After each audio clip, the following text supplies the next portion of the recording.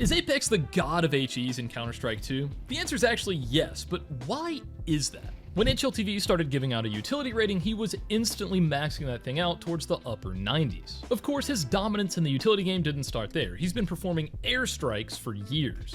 15-10 on the cards. Oh man, that's that frag. good. No! Oh my god, look at that nade. It just gets worse. Oh my god, Did somebody 400 just damage. pull the plug. Straight up, that almost did 400 damage.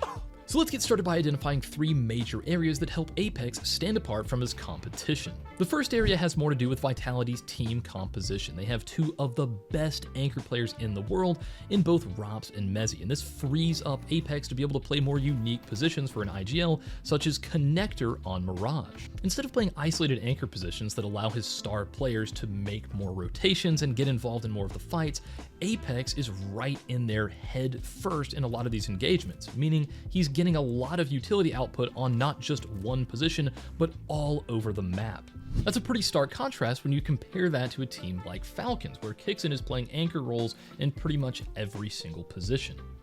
The only other tier 1 connector playing IGL that comes to mind is Blitz from the Mongols, and I don't think it's a coincidence that he also has an absurdly high utility rating.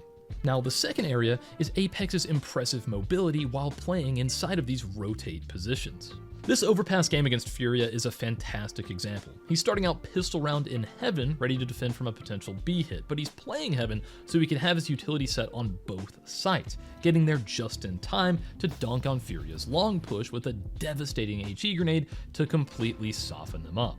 On the second round, he starts B site and throws an information-seeking flash, and since no one's spotted on the check, he's able to quickly rotate up to the A site, where of course, once again, he's in the perfect position to deliver another nuke onto Furia and mow them down with a FAMAS. I mean, after round 2, he's already at 260 UD. In the next round, he starts again in a completely different position, this time going down to Connector, picking up on pressure, and throwing another well-timed HE grenade that's narrowly avoided. He's already played practically everywhere on the map in the first 3 rounds, getting HE damage everywhere he went. A few rounds later, he starts out on A long, combining with Robs to set up a triple boost for ZywOo, allowing him line of sight all the way to the playground exit, where he's gonna bury Ykinder. Now, Ykinder's obviously calling out, hey, there's 3 guys long. apEX knows that and is already rotating directly to the B site, where once again, he gets himself in the right place at the right time to deliver a massive HE onto the front of a site hit. Hopefully you're starting to pick up on a little bit of a trend here. I think it's also funny that Quesarado is low from that HE, so ZywOo is able to get a nice one-shot body shot off with the Scout, making it even easier for ZywOo to get kills. And hey, just like we mentioned in the first point, this is not the only map that apEX is playing a role like that in. So that brings us to the final point, and that's gonna have to be apEX's innovative lineups. In the utility community, he gets a lot of credit for bringing new and interesting lineups into the tier 1 meta. As you probably know, Vitality just won EPL Season 22, and even though they had a rocky opening against Gentle Mates, there was one particular lineup that caught my eye. At a 7-10 scoreline, apEX lines up along the bottom right corner of this window above Popdog and times out a jump throw, completely nuking Martinez.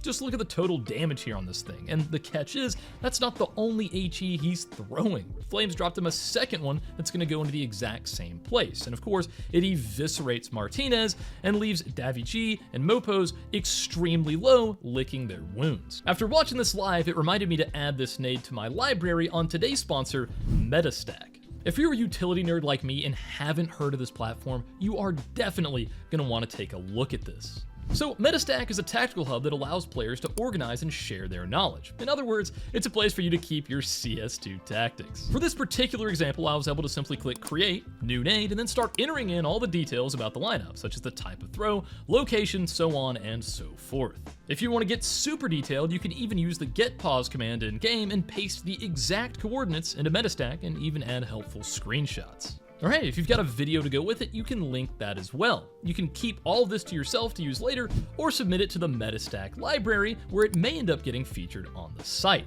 It's also not just limited to lineups and utility. You can even add entire tactics and strategies, or even browse the strat library to view detailed information on professional level tactics. And hey, the best part about all this is that during the open beta that's going on right now, this is 100% free to try. So go ahead and click that link down in the description and give it a shot today. And hey, they even have the original creator of Counter-Strike, Gooseman, on board. Thanks again to all the amazing people at Metastack for making this video possible. Let's go ahead and move on to some more apEX lineups.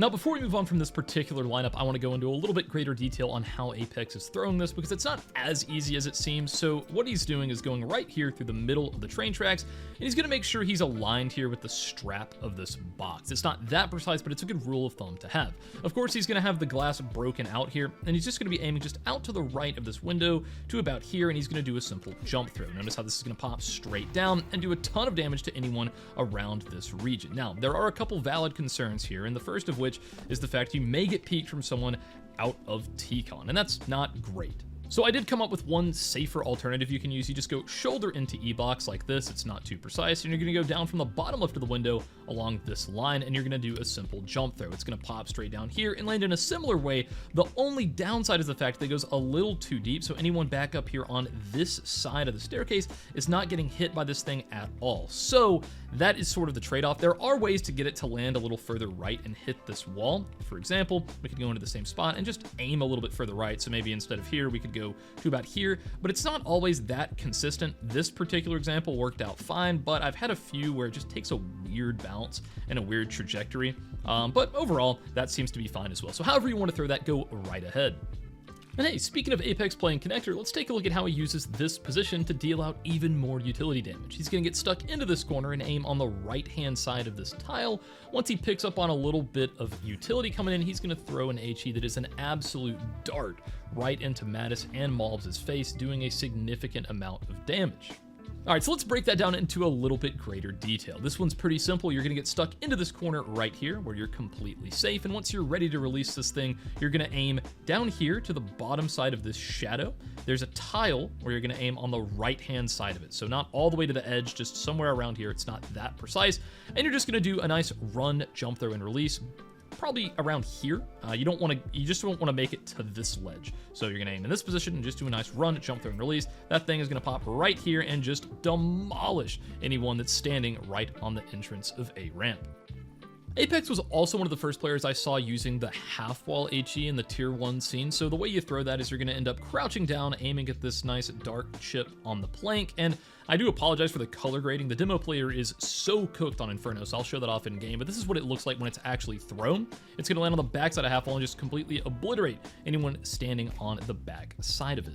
All right, so let's talk about this one because it's not the easiest to find. So you're gonna get on top of second oranges, you're gonna crouch down and get your crosshair on this dark spot on the plank. So this one right here, pretty easy. You're gonna stand up, and the way I find this particular spot is you're gonna find these two darker lines here. You go up to the right of that onto this dot right here, or this one. I think either of these work just fine. And as you can see, that's gonna be landing right on the back of half wall. So a simple jump throw, that is gonna pop down and just decimate anyone set up back there.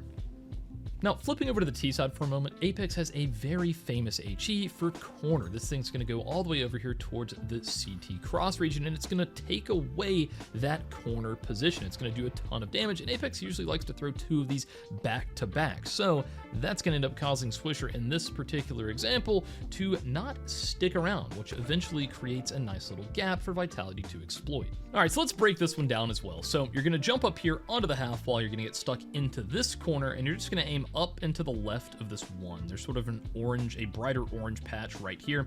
That's generally where he's going to aim, and he's just going to do a nice and simple jump throw, and that is going to crush anyone that's either up on boost, standing in this area, and it's going to scatter utility all over the place if they have it dropped down, which is going to make it a lot harder for them to recover. So overall, this is a fantastic HE. It serves multiple purposes, as we've discussed, and again, I think it's a really good one to throw, especially in conditioning rounds before you're actually going to hit the site. So those four lineups I definitely would say are the most impressive in apEX's utility belt, but he has so many more. And of course, as we saw in the Overpass game, a lot of his UD just comes from on-the-fly spot HEs. You don't have to know every lineup to be able to have good UD in general. So at the end of the day, I think it's safe to say that Vitality's team composition has enabled apEX to play a lot of rotate-heavy positions, which in turn give him a ton of opportunities to deal out a lot of utility damage. If you guys enjoyed this video and want to see more content like this, go ahead and hit that subscribe button down below and let me know down in the comments. Anyways, guys, I'll see you in the next one.